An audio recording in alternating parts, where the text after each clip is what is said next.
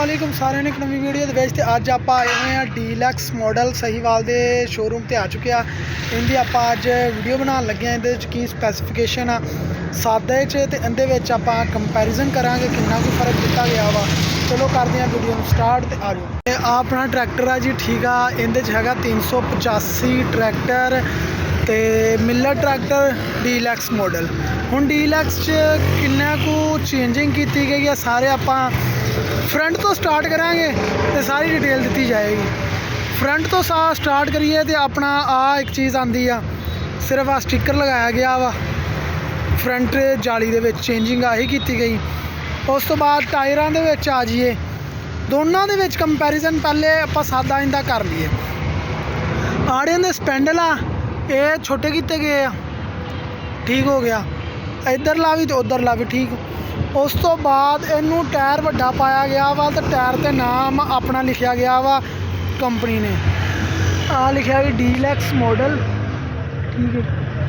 Deluxe model लिखा 750-20 का tyre पाया, जो अपन आम टायर पैंदा वो 750-16 का होंदा वा। ते इहदे जिहड़ा रिम आ वो मजबूत कर दिता गया वा, क्वालिटी हैवी कर दी गई आ। इहदे जिहड़ा टायर है ना वो असल च यूज़ किया गया बेलारूस ट्रैक्टर का। बेलारूस ट्रैक्टर का डिज़ाइन इहदे यूज़ किया गया अगों। उस तो बाद अगे आ जाओ जी, इहदे साइड ते आ जाओ। इंजन च कोई तब्दीली नहीं की गई, हॉर्स पावर वगैरह कोई नहीं छेड़िया गया। उस तो बाद आ जाओ जी, इहदे सलेंसर ते सलेंसर नूं चक के डबल भट्ठी लगा दी गई है। एक भट्ठी अंदर आंदे इहदे च ना डबल भट्ठी लगा दी गई आ सलेंसर लगा दिता गया, इनू सिर गांव नहीं किया गया, ठीक है। उस तो बाद इहदे च आ भट्ठी एक भट्ठी हो गई। सलेंसर की क्वालिटी बेहतरीन आ प्लास्टिक का ही आ, ये लोहे का नहीं किया गया। उस तो बाद डबल भट्ठी की गई आ, भट्ठी दूसरी वो सामने लगी हुई, ठीक है। डबल भट्ठी हो गई, इहदे डबल भट्ठी कर दी है। साउंड इहदा चेंज हो गया होना। उस तो बाद टायरां दी चेंज करन तो बाद इहदे प्लेटफार्म देखो जी कितना प्यारा खूबसूरत कर दिता गया।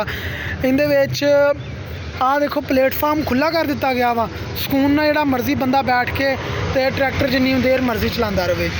उस तो बाद सीट का एडजस्टमेंट भी दी आ, सीट गां। कुछ तो यूट्यूबर कह रहे सीट अगे पिछे नहीं होंगी, देख लो मैं तुहानूं किन्नी सीट अगे पिछे करके चेक करवाती। हाथों फड़ो यार, थोड़ी मुश्किल है, नीचे लग गई, इतों तां करो, गां नूं खिंचो बैठ के ते अगे आ जाइए, ठीक हो गया।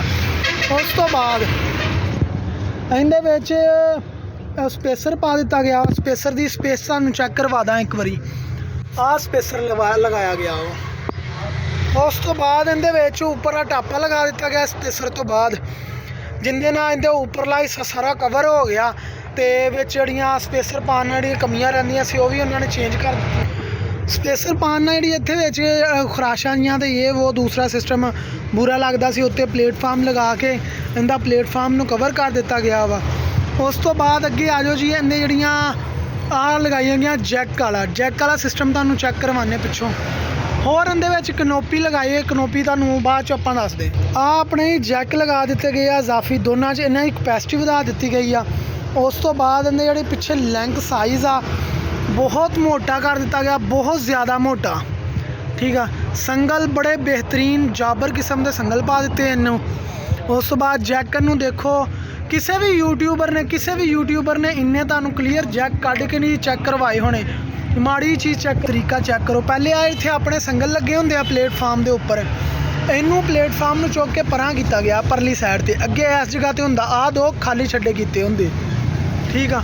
उस तो बाद इहदे विच जैक लगाए गए आ इहदे नाल प्लेटफार्म दे नाल लगाउण तो बाद इत्थे एक लगाई गई आ सपोर्ट दे नाल वास्ते आ चीज़ समझ लगन दी। उस तो बाद इहदे उत्ते जैक लगा दिते गए आ। जैक लगाउण नाल इहदी जिहड़ी लैंक कैपेसिटी है ना वो वध गई आ। जो पहले आपां चुकते रहे हैं इहदे नाल कोई शै आ जगह तो टापा पाट जाता रहा, हुण टापा पाटन दी ना जिहड़ी अपनी ट्रैक्टर थल्लों पाटेगा नहीं। उस तो बाद कनोपी लगाई गई, कंपनी फिटिड कनोपी बहुत बेहतरीन नहीं कह सकते, ठीक आ। ते इहदे विच 18/4/30 का ही टायर आ। तो इहदे च पावर पैंथर का टायर यूज़ किया गया, ठीक है। 18/4/30 का पावर पैंथर ही है मेरे ख्याल नाल, पावर पैंथर का ही टायर यूज़ किया गया वा। उस तो बाद 95 kg ਦੇ 2 weight ਦੇ ਦਿੱਤੇ ਗਏ ਇਹਦੇ ਵਿੱਚ, ਜਿੰਦੇ ਵਜ੍ਹਾ ਤੋਂ ਟਰੈਕਟਰ ਪਿੱਛੋਂ ਸਟੇਬਲ ਹੋ ਜਾਏਗਾ, ਪਿੱਛੋਂ ਬਹਿ ਕੇ ਚੱਲੇਗਾ ਆਮ ਟਰੈਕਟਰ ਦੇ ਨਾਲੋਂ। ਠੀਕ ਆ, ਓਕੇ ਹੋ ਗਿਆ। ਸਾਰੇ ਜਣਿਆਂ ਨੂੰ ਰਿਵਿਊ ਕਿੱਦਾਂ ਦਾ ਲੱਗਿਆ ਕਮੈਂਟ ਕਰਕੇ ਦੱਸਿਓ, ਤੇ ਸਾਰੇ ਜਣੇ ਵੀਡੀਓ ਨੂੰ ਲਾਈਕ ਕਰ ਦਿਓ, ਸ਼ੇਅਰ ਕਰ ਦਿਓ, ਕਮੈਂਟ ਕਰ ਦਿਓ।